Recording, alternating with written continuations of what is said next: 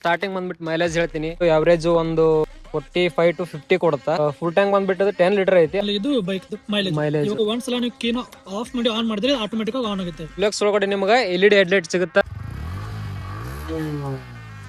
Sound full smooth ಐತಿ. Showroom ಗಾಡಿ ಹೆಂಗಿರುತ್ತೆ ಹಂಗೆ ಇಟ್ಕೊಂಡ್ರೆ ಬೆಸ್ಟ್ ಬರುತ್ತೆ. ಇನ್ನ ಗಾಡಿ ಫುಲ್ ವೇಸ್ಟ್, ತಗೊಂಡಿದ್ದು ವೇಸ್ಟ್. ಇಲ್ಲೇ ಐತಲ್ಲ ಹ್ಯಾಲೋಜನ್ ಲೈಟ್, ಬರೀ ಅದ್ರದ್ದು ಒಂದ ಪ್ರೈಸ್ ಅಸೆಂಬ್ಲಿ ಪ್ರೈಸ್ 12,700 13,000 ಮಟ ಐತಿ ನೋಡ್ರಿ. Original ಯಮಾ 15 genuine headlight part assembly ಎಷ್ಟು ಐತಿ ನೋಡ್ರಿ. ಗಾಡಿ ಪವರ್ ಬಂದ್ಬಿಟ್ಟು ಮ್ಯಾಕ್ಸ್ ಪವರ್ ಬಂದು 18.1 ಐತಿ. ನ್ಯೂಟನ್ ಮೀಟರ್ ನಾರ್ಕ್ ಇದರಲ್ಲಿ 14.1 ಸಿಗುತ್ತೆ. ಟಾಪ್ ಸ್ಪೀಡ್ ಅವಾಗಲೇ ಹೇಳ್ದ 140 ಪ್ಲಸ್ ಹೋಗಬಹುದು. ಸೇಮ್ ಸಿಂಗಲ್ ಸಸ್ಪೆನ್ಷನ್ ಸಿಗುತ್ತೆ ಬ್ಯಾಕ್.